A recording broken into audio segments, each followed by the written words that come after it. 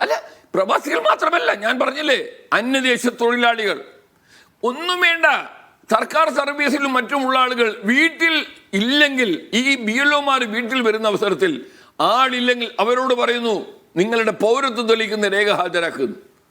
എത്ര വീടുകളിൽ പൗരത്വം തെളിയിക്കുന്ന രേഖ ഹാജരാക്കാൻ പറ്റും? അവരോട് മാത്രമല്ല, അവരുടെ അച്ഛൻ്റെയോ അമ്മയുടെയോ പൗരത്വം തെളിയിക്കുന്ന രേഖ ഹാജരാക്കണം. പിന്നെ പൗരത്വത്തെ കുറിച്ച് തീർപ്പ് കൽപ്പിക്കാൻ ചീഫ് ഇലക്ഷൻ കമ്മീഷണർക്കോ ഇലക്ഷൻ ഓഫീസർമാർക്കോ എന്ത് അധികാരം?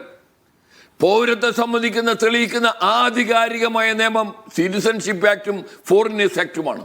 ഈ സിറ്റിസൺഷിപ്പ് ആക്ടിലും ഫോറിനേഴ്സ് ആക്ടിലും അവരുടെ പൗരത്വം സംബന്ധിക്കുന്ന തീർപ്പിന് ഇലക്ഷൻ കമ്മീഷന് ഒരു റോളുമില്ല. ഇലക്ഷൻ കമ്മീഷന്റെ പേര് എവിടെ പറഞ്ഞിട്ടില്ല. അത് ഗവൺമെന്റിന്റെ ചുമതലയാണ്. അതാണ് സുപ്രീം കോടതിയിൽ ഈ 4-ാം തീയതി ഉന്നയിക്കുന്ന പ്രധാനപ്പെട്ട വാദം. സിറ്റിസൺഷിപ്പ്, പൗരത്വം സംബന്ധിക്കുന്ന ഒരു അധികാരം ഇലക്ഷൻ കമ്മീഷൻ ഉണ്ടെങ്കിൽ പൗരത്വ നിയമത്തിൽ അത് വേണം, ഫോറിനേഴ്സ് ആക്ടിൽ വേണം. ഫോറിനേഴ്സ് ആക്ടിലോ പൗരത്വ നിയമത്തിലോ ഫോറിനേഴ്സ് ആക്ടിലോ പൗരത്വ നിയമത്തിലോ ജനപ്രാതിനിധ്യ നിയമത്തിലോ ഭരണഘടനയിലോ ഇലക്ഷൻ കമ്മീഷന് 1978 ഒരു കേസിൽ സുപ്രീം കോടതിയിൽ ഇലക്ഷൻ കമ്മീഷന്റെ വാദം 324 അനുസരിച്ച്, ആർട്ടിക്കിൾ 324 അനുസരിച്ച് ഇലക്ഷൻ കമ്മീഷന് തെരഞ്ഞെടുപ്പിന്റെ ഇലക്ടറൽ രജിസ്ട്രേഷനും തമ്മിലുള്ള പരമാധികാരത്തിന്റെ വ്യാഖ്യാനത്തിൽ പൗരത്വം തീരുമാനിക്കാനുള്ള അധികാരമുണ്ട്.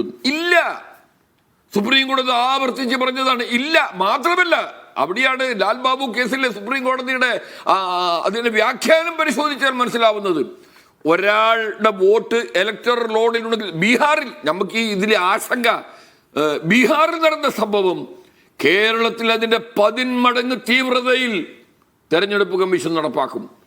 കാരണം തെരഞ്ഞെടുപ്പ് കമ്മീഷന് BJP ആയിട്ടാണ് ഞാൻ തെരഞ്ഞെടുപ്പ് കമ്മീഷനെ കാണുന്നത്. BJPക്ക് ഈ കാലം കേരള പിറവിക്ക് ശേഷം 1-2 തവണ അംഗങ്ങളെ തെരഞ്ഞെടുത്തതല്ലാതെ ഒരു വേരോട്ടം ഉണ്ടാക്കാൻ കഴിഞ്ഞിട്ടില്ല. സുരേഷ് ഗോപി ജയിച്ചതിന്റെ സാഹചര്യം നമുക്കിവിടെ അറിയാം. ബീഹാറിൽ നടപ്പാക്കിയതിന്റെ മറ്റൊരു പതിപ്പാണ് സുരേഷ് ഗോപി തൃശ്ശൂരിൽ ജയിക്കാനിടയായത്. കാരണം കള്ളവോട്ട് ചേർക്കുക എന്നത് ഒരു ഇൻസ്റ്റിറ്റ്യൂഷനലൈസ്ഡ് ആയി മാറ്റിയത് ഒരു സംഭവമായിരുന്നു കേരള ചരിത്രത്തിൽ. പണ്ട് എടക്കാട് നിയോജക മണ്ഡലത്തിൽ O ഭരതനും സുധാകരനും മത്സരിച്ചപ്പോൾ സുധാകരൻ തോറ്റത് 126 വോട്ടിനാണ്.